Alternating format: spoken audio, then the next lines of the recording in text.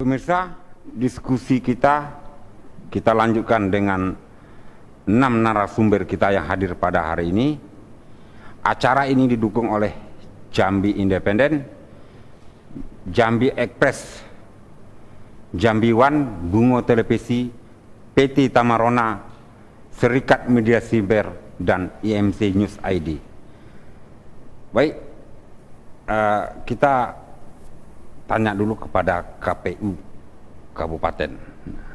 Bapak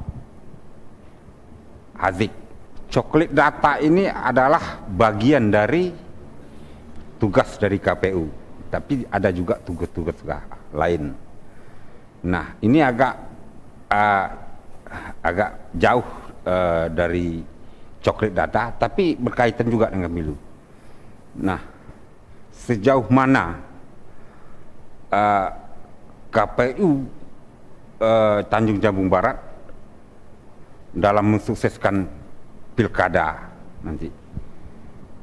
Oke, untuk menyukseskan pelaksanaan pemilihan serentak kepala daerah yang akan kita gelar pada 9 Desember 2020 yang akan datang, sejauh ini yang dilakukan atau dilaksanakan oleh KPU, yang pertama tentu kita mensosialisasikan ini kepada seluruh lapisan masyarakat, termasuk sekarang ini di masa tahapan coklit ini. Kami selalu mengajak kepada seluruh masyarakat untuk berpartisipasi aktif. Artinya ketika ada yang belum terdaftar atau belum ada masuk dalam data pemilih tersebut, ini bisa melaporkan kepada petugas kita di desa, ya, di PPS maupun ke PPK. Atau misalkan ada hal-hal lain yang terkait, misalnya ada informasi yang orang sudah meninggal, kemudian ini bisa kita dilaporkan untuk kita tindak lanjuti. Selain itu juga tahapan-tahapan lain tentunya ini juga harus kita sosialisasikan. Untuk mengecek daftar pemilih ini apakah terdaftar atau tidak, yang kita lakukan adalah KPRI itu punya website lindungihakpilihmu.kpu.go.id. Dari situ dengan modal HP saja, masyarakat sebenarnya bisa mengecek datanya sendiri apakah sudah masuk ke dalam data pemilih tersebut. Itu yang terus kita dengungkan, kita sampaikan baik melalui media sosial resmi KPU maupun secara pribadi, bahkan teman-teman PPK, PPS, PDP pun kita ajak untuk terus mensosialisasikan itu, termasuk di kegiatan-kegiatan keagamaan di masjid-masjid kita umumkan itu. Oke, mungkin kita beralih kepada Ibu Ade Yenti. Sesuai dengan jadwal tahap bertahap yang telah dilakukan oleh KPU, dan coklit data ini akan berakhir tanggal 13 Agustus. Nah, apakah coklit data ini nanti sesuai dengan jadwal yang sudah? Karena masih banyak kabupaten lain yang belum kami ketahui. Gimana? Ya. Secara keseluruhan kami sudah mensupervisi dan memonitoring kegiatan coklit ini untuk di kabupaten kota. Jadi setiap hari kami itu akan mendapat laporan dari masing-masing kabupaten kota, mereka melalui PPK dan PPS, itu berapa yang sudah dicoklit, berapa pemilih yang pemilih baru di TPS tersebut, berapa pemilih yang memenuhi syarat. Nah, saya optimis kawan-kawan bisa menyelesaikan ini sampai dengan 13 Agustus. Nah, untuk yang sudah 100% itu Sungai Penuh. Sungai Penuh itu sudah selesai semua 100%. Nah, kegiatan ini tentu akan berlanjut ya. Saya sampaikan hal ini supaya memang sambil menghimbau ya masyarakat untuk berperan aktif dalam kegiatan pemutahiran ini. Jangan sampai ada masyarakat yang sudah memenuhi syarat tapi tidak terdata oleh petugas kami di bawah. Nah, caranya pertama tadi disampaikan oleh Pak Azik, bisa ngecek di website lindungihakpilih kpu.go.id, kpu.go.id. Nanti itu akan dibuka nama ditulis di sana, kemudian NIK, maka akan muncul kita sudah terdaftar atau tidak. Nah, yang kedua, setelah kegiatan coklit ini, itu namanya kegiatannya adalah penyusunan daftar pemilih hasil pemutakhiran. Nah, ini akan dilakukan oleh PPS. Nah, terakhir kegiatan ini itu akan ditetapkannya DPS oleh KPU Kabupaten Kota setelah direkap oleh kawan-kawan PPS, direkap oleh PPK secara berjenjang, kemudian dilanjutkan penetapan daftar pemilih sementara oleh KPU Kabupaten Kota. Nah, itu akan dilakukan pada tanggal rentang antara tanggal 5 sampai 4 September. Nah, setelah DPS ini diumumkan ke masyarakat, nanti DPS ini akan diturunkan oleh KPU Kabupaten Kota melalui PPK kepada PPS untuk diumumkan ke masyarakat, ditempel di kantor desa, kemudian ditempel di tempat-tempat strategis, misalnya TPS 1 di RT 1, maka ditempel di rumah Pak RT-nya misalnya, maka akan ditempel itu. Kami akan meminta masukan, melakukan uji publik di dalam DPS ini, ada tidak masyarakat yang belum terdaftar. Nah, Panwas dalam hal ini tentu juga akan mengawasi apakah ada masyarakat yang harusnya didaftar kemarin oleh PPDP, kemudian dilakukan penyusunannya oleh PPS dan PPK. Mereka akan memberikan masukan dengan memberikan data secara otentik dalam hal ini. Cuman jangan bilang begini, oh itu ada 10 orang tidak terdaftar, tapi tidak memberikan nama, tidak memberikan NIK dan data-data lain. Nah, kemudian itu setelah DPS ini ada namanya DPSHP, daftar pemilih sementara hasil perbaikan. Nah, di dalam rentang pengumuman ini kita akan menerima masukan, meminta memberikan mengundang pihak-pihak terkait, misalnya Panwas, kemudian tim pengurus partai politik yang berkepentingan terhadap ini, masyarakat secara umum, tokoh-tokoh masyarakat yang ada di desa, di kecamatan dan di kabupaten itu secara berjenjang untuk diminta masukan. Nah, setelah dilakukan perbaikan terhadap DPS yang kita sudah ditetapkan oleh kawan-kawan kabupaten kota, itu akan ditetapkan lagi menjadi daftar pemilih tetap pada tanggal rentang 9 sampai dengan 16 Oktober 2020. Jadi pemutakhiran ini panjang. Jadi kami berharap masyarakat ikut berpartisipasi, kemudian tokoh-tokoh masyarakat juga jangan sampai pada hari H baru ketahuan, oh saya tidak terdaftar, saya tidak mendapatkan, kata masyarakat itu kan undangan, tapi ini pemberitahuan sebenarnya. Saya tidak mendapatkan undangan dari KPU. Nah, baru tahu bahwa tidak terdaftar. Jadi kami menghimbau masyarakat untuk, ini mumpung masih coklit ya, untuk mendatangi petugas kami kalau memang merasa, oh saya kok belum didatangi ya, rumah saya kok ada stikernya ya, kan ada stiker tuh ditempel bahwa sudah terdaftar. Silakan melalui petugas di setiap desa, kita punya 3 PPS dan 3 sekretariat. Nah, itu. Oke, mungkin kita beri kepada Bapak Arif, Pak Arif sebagai petugas PDP Pak ya, PPDP. Nah, apakah tugas dan tanggung jawab yang diberikan oleh KPU tadi sudah setimpal imbalan yang diberikan? Baik, terima kasih.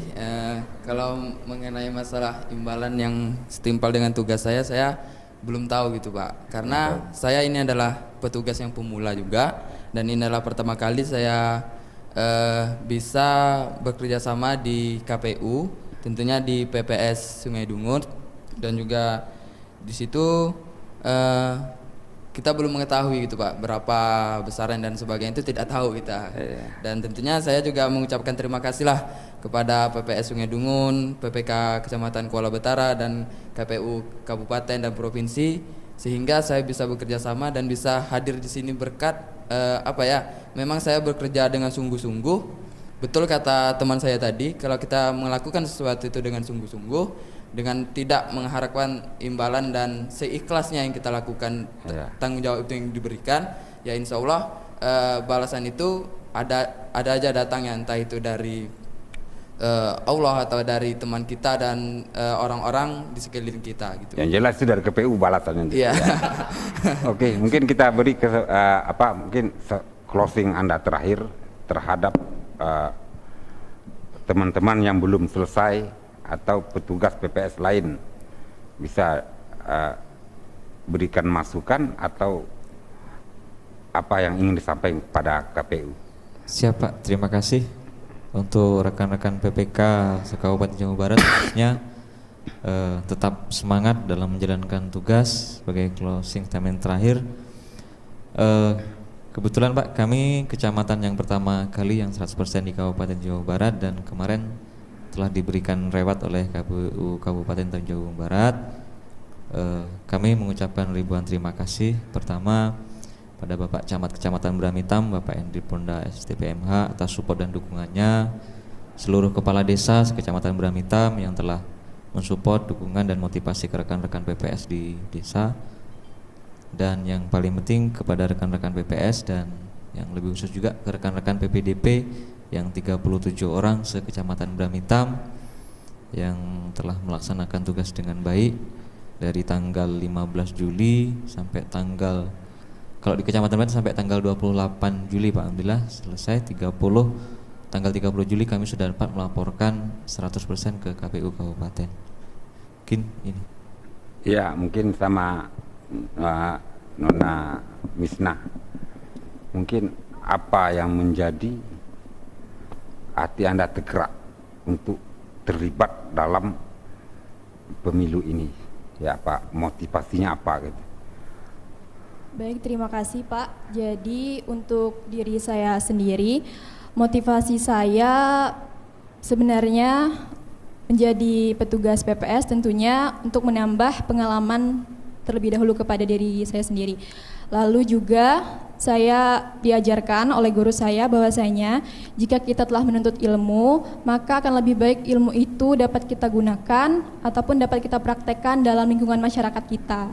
Jadi orang berilmu itu akan lebih dihargai apabila dia dapat mengikut sertakan dirinya, ilmunya yang telah ia pelajari dalam lingkungan masyarakat, negara, bangsa, dan agamanya. Gitu Pak. Oke, apakah nanti berminat untuk bersaing untuk menjadi anggota KPU?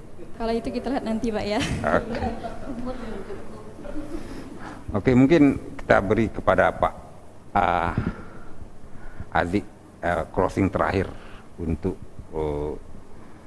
coklit data dan terkait supaya nanti tidak ada lagi suara-suara kita dengar, suara sumbang kita dengar ya.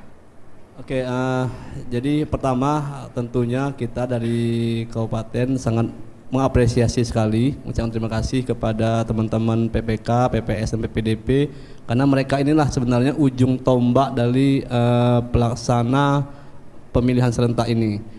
Nah, terkait dengan apa yang disampaikan tadi, seperti Bung Arif ini yang sudah 4 hari sudah selesai coklit.